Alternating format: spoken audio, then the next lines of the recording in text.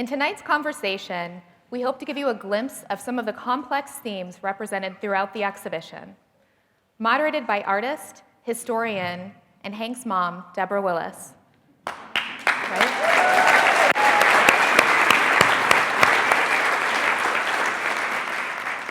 The conversation will introduce you to Hank's process as a conceptual artist, as well as touch on his work as co-founder of Four Freedoms, a nationwide initiative to promote civic engagement through the arts. I would encourage each of you to return often for the public programs that accompany this show. The conversation this evening can't possibly replace the experience of seeing these works in person, so please see the show and buy the catalog. Yes. You can find copies right outside of the Great Hall, and there'll be a catalog signing with Hank immediately following the lecture. Hank Willis Thomas is a conceptual artist working primarily with themes related to perspective, identity, commodity, media, and popular culture. He's a recipient of numerous awards, including the Guggenheim Fellowship and the Soros Equality Fellowship. Joining Hank this evening is Dr. Deborah Willis, MacArthur genius, and university professor and chair of the Department of Photography and Imaging at the Tisch School of Arts at New York University. We are so honored to welcome Deb and Hank here this evening. Please join me in welcoming our speakers.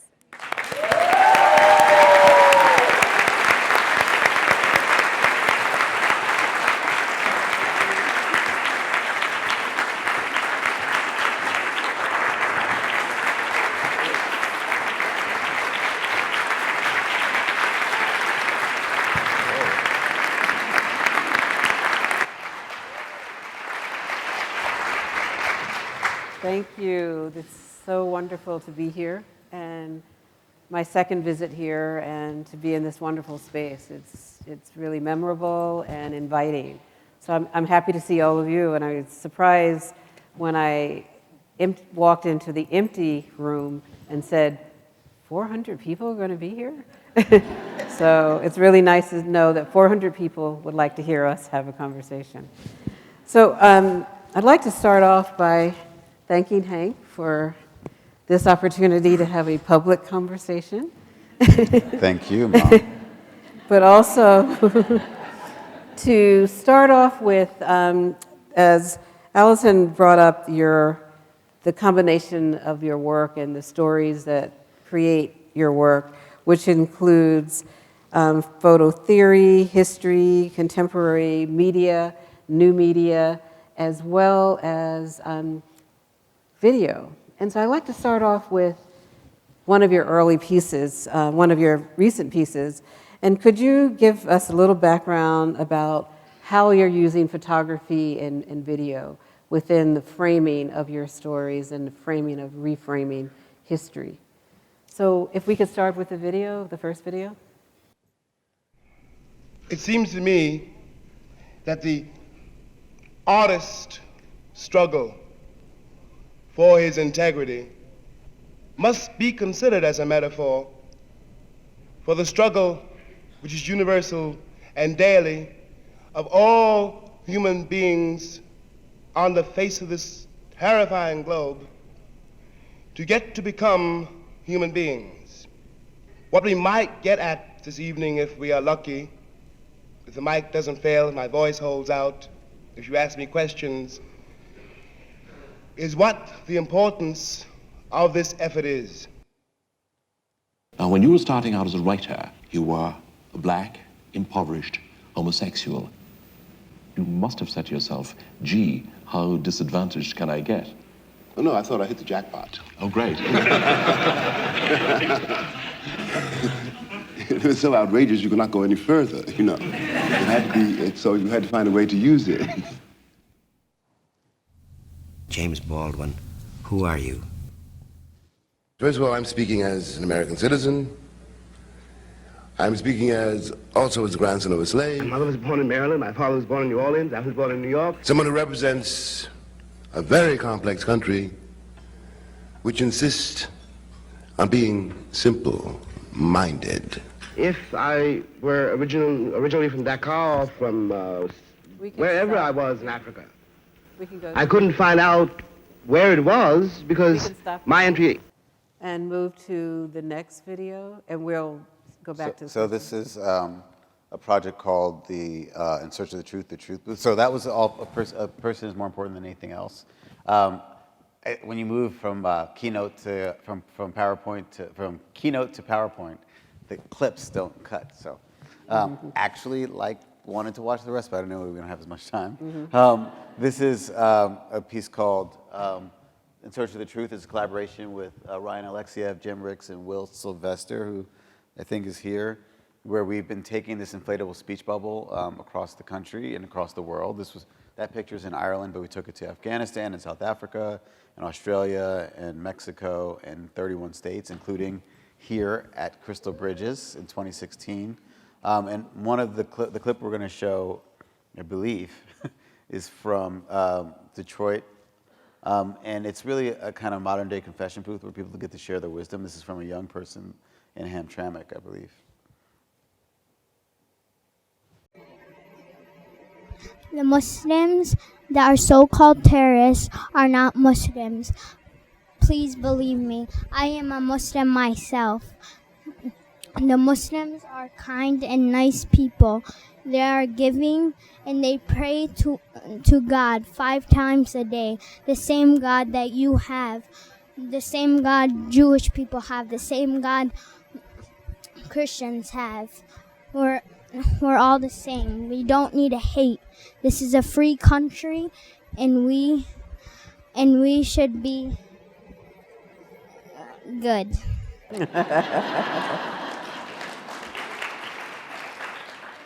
So we're going to move over to the PowerPoint now. But why I wanted to start with the video, it's just a way of thinking about how you use language and use the idea of memory. But I also wanted to show, just to remember that as a five-year-old and 7, 8-year-old, you met James Baldwin when I worked at the Schomburg Center, and he was an embracing man, and just to have that experience and to see that you are using his work in your art was really meaningful for me, and I wanted to honor that moment. Tell me about your relationship with him, because I don't know much about that. Right. Ma? Did you hear what I asked? Mm-hmm. No, my relationship with Baldwin started when I was in 8th grade. Mm-hmm. I was a student at junior high school, Roosevelt Junior High School, and we read The Fire Next Time. And that was the first time that I was introduced to his writings. But when I was younger, we used to visit New York, and his play Giovanni's Room was down in the Village. And a cousin of mine used to drive by, and I loved the idea of, I didn't know what Giovanni's Room meant, but I loved the name Giovanni. So Baldwin was always central to me in identity and thinking about how to move around the world and talk about the world. So when I worked at the Schomburg Center, I was a curator, and I photographed him at different events, and he was just wonderful. You know, that's the moments that I treasure. So that was really important. But I have questions for you. So could you share a little bit about your background? When did you start taking photographs, and what were the initial subjects? Don't you love when your mom asks you questions that she knows the answer to? Why don't you tell me? It's more interesting than you to answer that. No. Yes. I'd like to hear you. Would you rather hear from me or from my mom? So, okay, so the question is, what drew you to photography? Just talk about when did I first start taking pictures? Right. When do you remember? I remember you taking photographs when you were in junior high school or middle school. Mm-hmm. And I think that was a point when I thought it was really an intersection where you would become a great photographer. Did anybody have a dark room that you can imagine, remember? Mm-hmm. Who had a dark room? We had a dark room in the kitchen, Yeah. and Why? You were a Boy Scout. Why in did the we have a dark room? And the Boy Scout troop took photographs of the community and made images, and I invited and I set up the dark room in the kitchen so that all of the guys, your friends, could print and make images. And we had a dark room because my mother is a photographer. And so I grew up with a photographer, my father, who's just walking in late. You can come all the way up front, Dad. You can always tell him because of the hat. So if you ever see somebody running with that hat, you know, it's my dad. And I became, so that's when I think talk about when, you know, with Grandmom and the. Right, well, I remember that you were interested in looking at photographs from the family album, and when you were 4 and 5 visiting your grandmother and replacing and changing images and asking questions about color photography and black and white photography, and I remember that.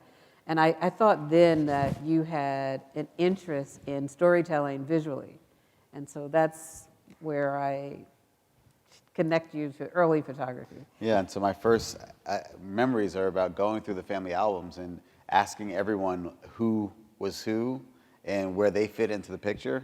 I was born in 1976, so by the time I could really understand what photographs were, it was probably around 1980. And most of the pictures taken before I was born were in black and white. And I just thought the world was in black and white before I was born. And it was like this really fascinating trying to like rationality as a child, being like, well, if that's that person, but they're in color now, who were they then? And that kind of curiosity about like the story behind the pictures has always been my primary interest in photography. It's about like what was happening in the moment and what did it mean for these people to be sharing this moment, and how does that connect to other things in our lives. Can we have the house lights for a moment, please? Is that Megan? Thank you. I'd first like to acknowledge my collaborators that are in the room. So I'll ask you all who collaborated on this exhibition to stand up and turn around, please. You know who I'm talking about if you worked on this exhibition and or wearing a hoodie, or Jack Shaman, or Carlos, Sarah, Jack.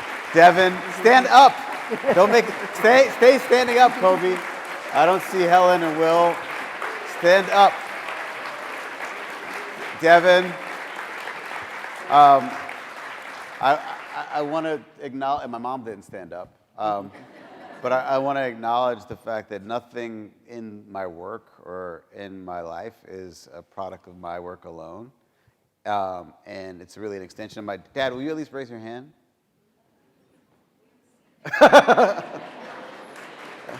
And I've had the benefit, he's not going to come up front. I've had the benefit of having 2 parents that have always followed their dreams and have been searchers in life, and their curiosity has led them to be pathfinders. And I've been blessed with a great community of artists and art supporters who are also pathfinders, and their insight has been really critical in my work, and I wanted to really acknowledge that. I didn't see the exhibition designers stand up, Robin. I didn't see Stace stand up, but there's so many people involved, director of exhibitions. There's so many people that I want to thank and acknowledge, and so what was your question, Mom? Okay. No, but it's really good just to think about collaboration, and you know, to think about Allison didn't stand up either. And Clea and Mecca. But just to think about how a community, how you're drawn to community. You're drawn to community through different stories. But I think about the first time that you had your exhibit at the American Art Museum, where you photographed a protest march. Do you recall that protest? Mm-hmm. Well, my first time actually exhibiting work publicly was at the National Museum of American Art as part of a photo contest, and it was August 28th, I believe, 1990 or 2 or something, which was the 1993, which was the 30th anniversary of the March on Washington. And I didn't really understand what the March on Washington was beyond the I Have a Dream speech. But it was exciting to be in DC and being part of a moment of collective kind of reimagining of the past, but also with an eye towards the future. And I kind of forgot that was kind of my first kind of real moment taking photographs. So then I went to a gay pride parade and I took photographs, and then I went to a Christian, right-wing Christian men's group rally and took photographs, and the Million Man March and the Million Women March. And what I found along all of these different groupings of quote-unquote different kinds of people was just that it was about community and about what happens when we come together and embrace one another towards a future that we believe in. And although our quote-unquote political values might seem different, our general spiritual and moral values are always in alignment. And that's something that I took into my work that I'm always kind of fascinated by. This is a photograph by Spider Martin taken on March 7th, 1965, which is also known as Bloody Sunday, where the Alabama State Troopers sought to enforce the law by breaking the law, and ordinary and African Americans stood up and upheld the law through nonviolent civil action, and the world saw the truth. And I made these works that are also in the show that are actually mirrors, paying homage to that. And I was also thinking about the people who wore their Sunday's best to protest their idea of civility. And the irony, at least I see in that, is the brutality in their attempts to be civil. Yeah. But, you've kind of answered a few questions because I wanted to talk about your inspiration to create art. And so you answered some in terms of the idea of protest and the idea of giving voice to communities, but also the archive. And how does the archive figure into your being? Well, because you worked at the Schomburg Center for Research in Black Culture, and after school I would come to your job and I'd spend my nights and afternoons in a library, which is a research library, and I had to play with my G.I. Joe action figures in the archives.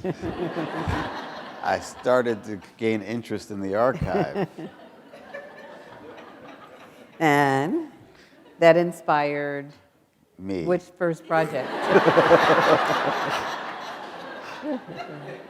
What She's first, never done this before, so she's moderated for other people, but not somebody she knows everything But about. what inspired that first project out of the archive? Do you Which- recall the first project out of the archive that you worked? Which one? Tell me, Ma. No, just to think about that. Which project? Right. I Am a Man. Oh, okay. So there's a series of photographs, paintings, inspired by a photograph by Ernest Withers and taken in Memphis, Tennessee, in April of 1968 during the Memphis Sanitation Workers March, where in this country, which was built on liberty and justice for all, it was necessary in the 20th century, the late 20th century no less, for colleagues to sit next to fight to sit next to their colleagues at lunch. And the absurdity of that is not lost on me. I mean, look at these women, though. She's wearing her pearls. Get those beatnik bums out of Bama. Like, wow. She put on heels to say that? And I think one of the things that's unspoken about the civil rights movement is the way that faith and community and love played into it in response to the hatred. I believe love overrules, and the evidence is the way movements like this, where people who were angry and wanted to fight back, recognized that love is the most powerful educational tool, which is something I read on the wall that I said, so quote me. And that being the reality of that is that when you respond to hate with love, is people have to learn new tools on how to respond. I have to point about this photograph by Catherine Ross, who took a photograph of someone in apartheid South Africa in Cape Town who was arrested and possibly disappeared, likely disappeared. I see Aaron Cohen from South Africa, well, American from South Africa, and thinking about someone who was arrested and had put their arm through a breathing hole to send a gesture to those who were there, who would possibly see that, to remember to have strength and courage in spite of the greatest form of oppression, not knowing if their arm would be broken by putting it through there, is such an incredible gesture and a gift to all of us. And so with these pieces like this, I'm really interested in trying to remind us to get closer to history, because when you see the images in the black and white in the archive, you don't relate to it. And so the photographs, the Ernest Withers photograph also is about this idea of, it starts with I am 3/5 of a man, and it ends with I am amen, and recognizing the greatest gift any of us are given is our consciousness. And through our consciousness, we can make reality true, and we can overcome incredible odds through our collective imagination and reimagination of what's possible in our society. And you know, what's really central to me is thinking about your work about love and love overrules. And I think about Dr. Martin Luther King's speech about the beloved community. And he says, love is creative and redemptive. Love builds up and unites. Hate tears down and destroys. So thinking about the idea of love as being creative and redemptive and how it builds up and unites. And then you bring in this force in the work that you're sharing with us about love overrules and creating a new narrative about activism. And one aspect about the work and how you bring here a two-dimensional flat image into a three-dimensional format. What are you trying to engage your viewer with this experience? Yeah, I mean, I've always wanted to be close to history, and so I thought that by making sculptures that are based off of photographs, it would give me an opportunity to like step into this moment, if only a small part of it, in like a phenomenological way. I don't know how to spell that for the captioning person. Let's see, phenomenal. Okay, that's close. So that's really what's behind it. But looking at this difficult image here, this is the burning of past books, is that correct? Yes. But thinking about what impact would you want your contemporary viewer to think about this image here? Did you know Ernest Cole? No. So this is a photograph by a black photographer in apartheid South Africa who did a book, Bondage, he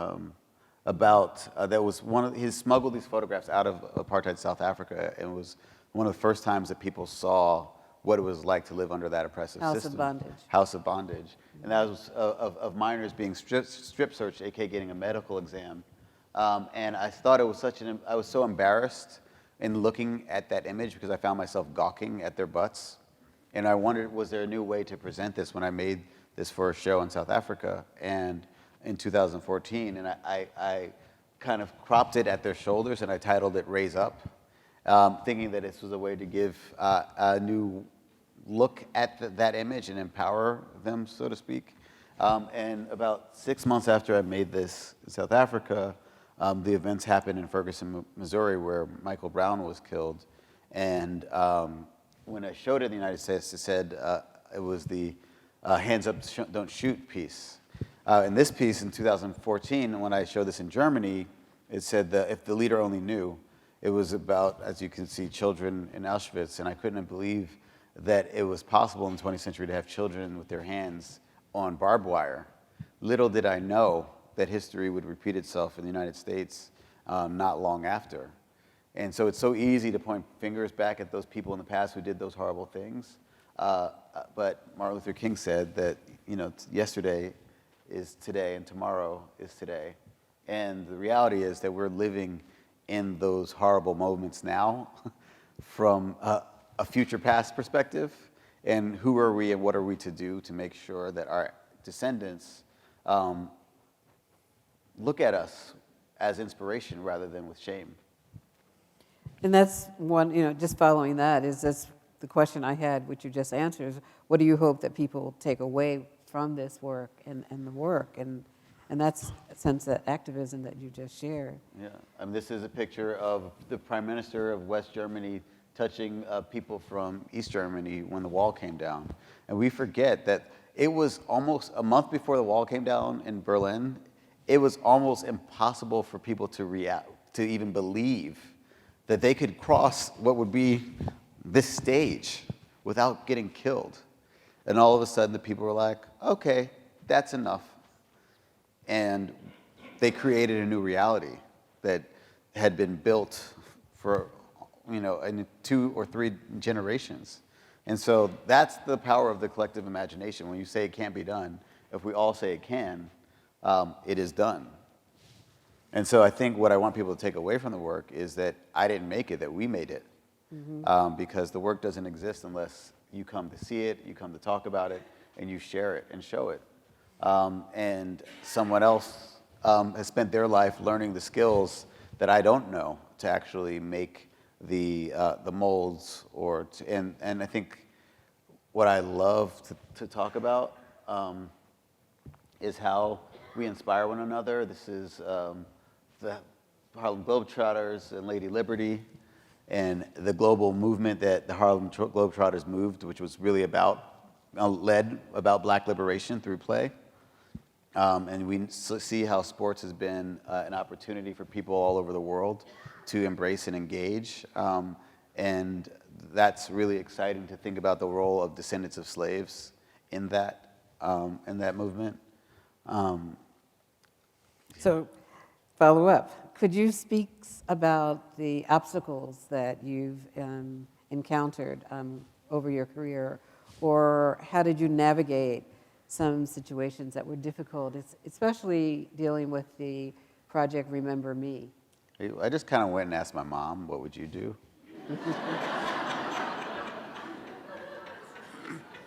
I'd listen. I would listen to people. No, that's what I did. The funniest thing is that I would be doing projects, and I'd be like, oh yeah, I'm doing something new and exciting, and it's interesting. And then my mom's like, yeah, you saw that when you were 17. Here's the file that relates to that. I'm like, if I had just gone here first, I wouldn't. But there's a lot of, most of my work is building off of your legacy, and I really feel privileged that I can just go through your closets and empty boxes and be like, cha-ching, cha-ching, cha-ching. So what about the idea of obstacles in terms I think, again, looking at you and my dad, but also all the people in my life who were, my dad being born in the segregated South in Florence, South Carolina, the perceived obstacles were everywhere. He just was blind to them. He said to me once, he's like, Hank, I always had an irrational idea of what I was capable of. And I thought that was pretty awesome. Because when you have an irrational idea of what you're capable of, you can do things that you never thought you could, no one ever thought you could do. One time my dad was talking about how in the segregated South that, he's like, kid, when I was growing up, a black person couldn't look a white person in the eye. And I was like, well, did you? He's like, of course I did. I was like, did your mother? He's like, yes, of course I did. Of course you did. And he's like, but we were different. I'm like, are you sure you were different? And that's because even people who weren't living with the mindset that tells us that we have obstacles kind of sometimes buy into the obstacles when it's not even their reality. As I said, my grandmother and my father and many people in my family, his father, what were obstacles to other people were opportunities. And I've seen you navigate incredible obstacles. I mean, when you were in high school, how many young black female photographers were you aware of? None. None. Yeah. And so. But I knew from my neighbor that he was a photojournalist, and I wanted to be a photographer. My father's cousin had a studio, so I was surrounded by photographs.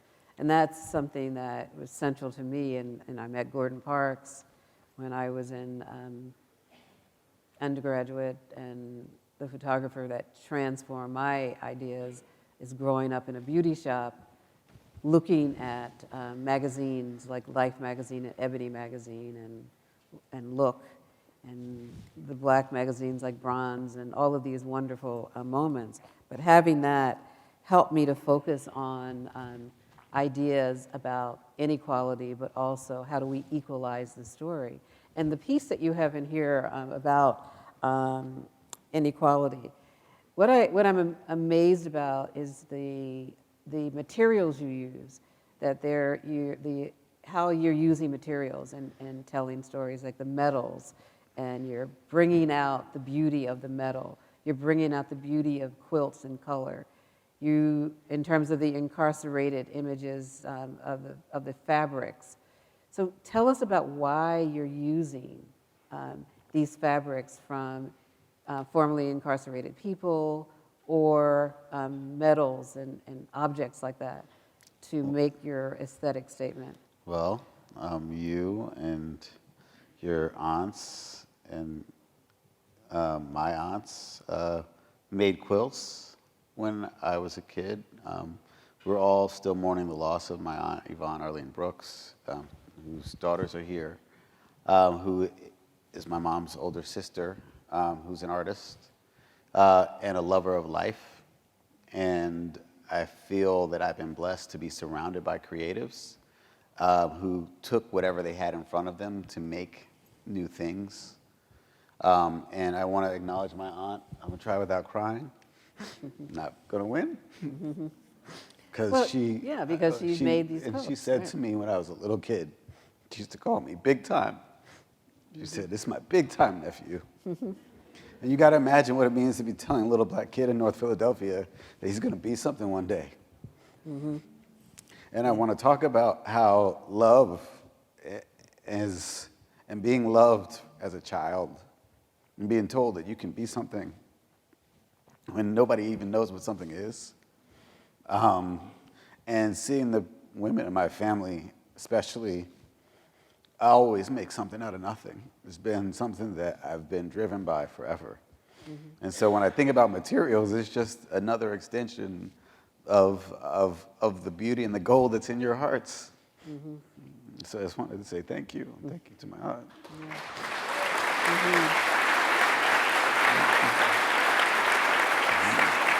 So I'd like to open up for some questions, if questions that people have for us. We'll be passing a mic, so if you have a question, just raise your hand high.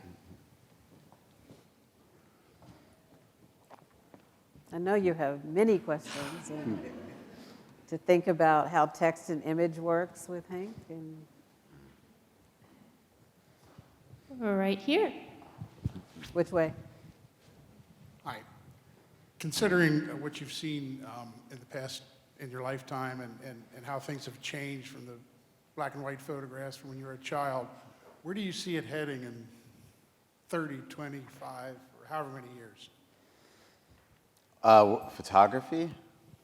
I mean, thinking about photography, so my friend Kambui, raise your hand, and I, and Joanna, right behind you, raise your hand. We studied photography, and we were fortunate enough to be part of that generation that paid a lot for education in photography and then have the whole medium change. And we're left with like, thank you for this wonderful degree.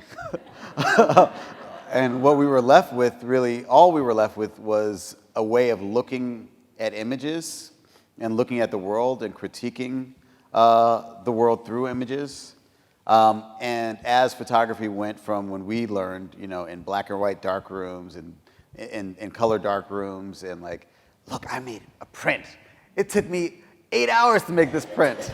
To now like, look at this picture I just made. Let's take it right now. So there's more pictures taken in a single millisecond, than any of us can make sense of in our entire lives. And what does that do to the canon of photography but explode it? And what I think we are all now challenged with is reimagining what's important, what we capture, how we talk about it. There used to be the picture of the year, and now what? You know, is there a picture of the day? And which one of us has it on our phone? Probably between just the people here in this room, there are 1 million photographs in our pockets. Is that insane? So I think we're now in a hive mind photographic era, where we are actually constantly consuming photographs and replicating them and sharing them, And so the medium, I think in 20 or 30 years, is going to likely have to exist in materials that we can't even imagine right now. But I wonder if anybody wants to help figure that out. And if there's only a museum that was dedicated to the future of storytelling. So the person who asked that question, what do you think about that? She's a professor. I knew she was going to do that. Sorry, what? Just in terms of what are you thinking about the future with photography? Well, I'm quite like you. I came from I went to a school that was very pronounced in photography, and I saw what was going on there. And I'm not a photographer, but I just appreciated it.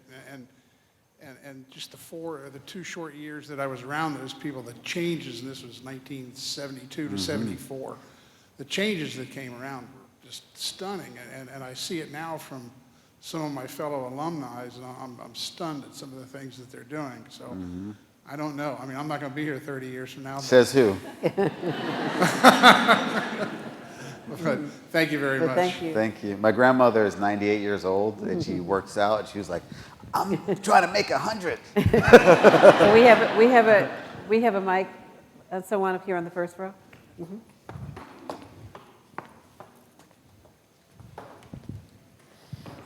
Hi. Oh, thanks. Sorry. Hi. Oh gosh, that's loud. Sorry. I'm Laura, and I have followed your work for several years. I heard you speak at the Arkansas Art Center. Oh, great. That was about 5 years ago, I think. Yeah. Do you remember? 30 Americans was at the Art Center then. And so hearing you speak that night really changed the way I see art, especially the combination of language and text in visual imagery. So thank you for that. Well, thank you. But my question is, I've noticed by following you on Instagram that you're a new parent. And so how do you think being a parent will change or has already changed the way you create or think about art and maybe the importance of what messages you present? Or has it changed at all? She's only about to be 1. So I think more than anything, I think a lot about the responsibility and legacy. Like, what is the world that she's growing up into, and what things do I create that she can admire and will be inspiring to her? I also think a lot more about my own quote-unquote collection and archive. I never thought about, none of us as artists would think of, oh yeah, my foundation, or like my legacy is, like we hope someday somebody will care. But now when I give something away or sell something, I'm like, will this someday be, what does that mean? In this, actually, especially in the commercial fine art world, where, someone can buy something for $500 and then sell it, 20 years later for $5 million. I think a lot more about kind of what responsibility I have to her in that context. But again, like, I think I feel like my moment has already arrived where Will and Helen back there, go raise your hands. The dynamic duo. You got to turn around, everyone, to see them. They are my collaborators in almost everything. And we just installed a 22-foot sculpture at the foot of the Brooklyn Bridge called Unity. It's of a bronze hand pointing to the sky. And I have already imagined 20 years from now my daughter walking past this sculpture and saying, my dad made that. So if I never make another thing ever, I think I have made her proud. And maybe I shouldn't make another thing. So thank you, Will and Helen. Anybody want to join me in saying that? What's your next project? Ma. Olivia will tell you about it. Olivia Walton there. She's really excited about it, right? Do I see another question? Yes, this person right back there. Well, but back there, she had the mic on the way back. Yes. Okay. Yes, hi. This question sort of relates to the one that you just answered. Just from listening to you a little bit yesterday and today, you come across as a very kind person and such an optimist. And I think that your work maybe sends a little bit of a different message. So I'm wondering. Says why? Tell me about the No, I don't think that is. I pessimism don't in think my that work. is. No, That's more but interesting than your question. It is. I mean, it's heart-wrenching. No. But that's not It is- pessimistic, Yes, is but it? yes, but here's my question: is that so? Are you an optimist? And can you talk a little bit about because community is important to you. So, and you can take this question anywhere you want. Do you want to talk about our local community and whether you're optimistic about where we're moving, based on what this museum is doing and everything, or the art, or the country, or the world, or the whatever, however you want to take it, but like, do you have hope? Yes.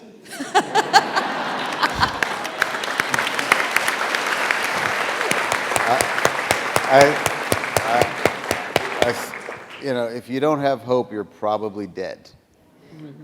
Because hope is what got everyone up out of their beds this morning. And everybody got out of bed this morning? Raise your hand if you got out of bed. I don't know how some of you got here. And then raise your hand if you ate something today. Raise your hand if you spoke to someone today. Raise your hand if you came somewhere or hoping to see something inspiring, enlightening today. So hope is in every moment, in every gesture, in every second of our lives, and I think we forget that. I told Kobe on Friday, I told you I was hopeless, remember? Yeah. So I feel like this idea of being hopeless, in that same feeling, in that same statement, is hope. That you will be hopeful one day. And so I think we fluctuate with these ideas. And so my optimism is to me in all the work, because we're still here in spite of all the things that have been done to crush us. But this whole sense of joy Yeah, you well, bring in these benches as how'd well. you know I was going to say black joy is the most, black joy is the most powerful force in the universe. There's going to be, on February 27th, here, there will be a performance by the Reverend Sekou, right, from Northwest Arkansas himself. And I saw him perform on November 9th, 2016. A lot of people were not very happy on that day. Some people were very happy. I saw him perform, and it was so touching because he was singing the gospel, but not using gospel. He was singing gospel music, but actually singing protest songs. And I realized that in the pain of his cry was black joy. And black joy is about this idea of feeling the pressures that are meant to crush you throughout generations and still having hope and still being able to make incredible joy and inspiration out of that sound. So I hope you guys come. Allison, what are you guys doing with him? Or does somebody else know? What are you doing, Sarah, with Reverend Sekou? Reverend Sekou is doing a Rally to Vote concert on Friday, February 28th, and then on Saturday, we're doing our first community conversation on the freedom of speech. That's amazing. I like how you walk and talk. And he is an artist who, it's his first time doing a real installation inside a museum, and one of the things that's so exciting about Crystal Bridges is they take musicians. These are the photographs that Hank used to replace in the This is family my album. grandfather and grandmother having hope that someday we'll be sitting here. But the way that you guys push boundaries and challenge things and ask questions that are critical of this space and of this state and of this country is really inspiring. There's someone who had a question right over there. Yeah. Hi. What's your name? Amy? Here you go. Evie. Evie. Hi, Evie. Hi. So when we walked around the corner, I saw your 14,000 piece, and I said, wow, now I know why we do this. Could you speak more about the gun violence related artworks? Well, I think I saw you, is that your mom next to you? Come in to the gallery earlier today, and your mom, can you show them your shirt? Can you stand up and show it to them? Stand around. It says, Moms Demand Action. Can you read the rest of it? I'm sorry, I didn't hear it. Can you read the shirt? Moms Demand Action. And what's the smaller text? Moms demand action for gun sense in You're America. going to speak in Moms demand action for gun sense in America. Moms Demand Action for Gun Sense in America.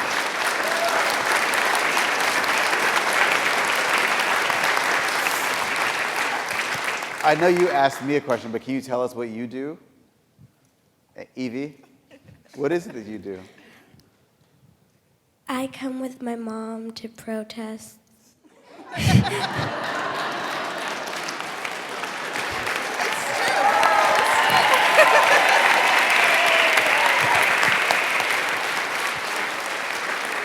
And how old are you? I'm 10. Oh my goodness. So in 30 years from now, you'll be 40, and you will be... He will also be 40. And we will be looking at you somewhere, hopefully on stage somewhere, teaching us about the future in connection to the work that you did with your mom in the past, which is now. And I'm glad to be a small part of your inspiration through the work that we did there, 1,719 stars, which is in memorial to the 200, that number of people who are victims of homicide in this country in 2018. And I hope that by that year, the number will be zero. Victims of homicide by gun violence. My cousin Sunga Willis was killed 20 years ago last Sunday when someone was decided they wanted to get, it's when a 16-year-old said he wanted to go get a chain and had access to a gun but not enough money to buy a gold chain. And his ancestors were brought here in chains, and now he's in chains. And so I hope that young people's dreams 20 and 40 and 30 years from now will be much larger, and hopefully it's because of people like you who are unchaining our hearts and minds. Thank you. So I'd like to thank, I love ending on a voice from our future, and thank you for asking the question and sharing your moment. And thank you all for being here, and we have a book signing, and is the reception also out there? Is still a reception? Nope, it's gone. And the exhibition the exhibition closes at 9, correct? Right. So please take time, walk through the exhibition, and share moments with Hank while he's here, and his colleagues also. Okay, thank you. Mm-hmm.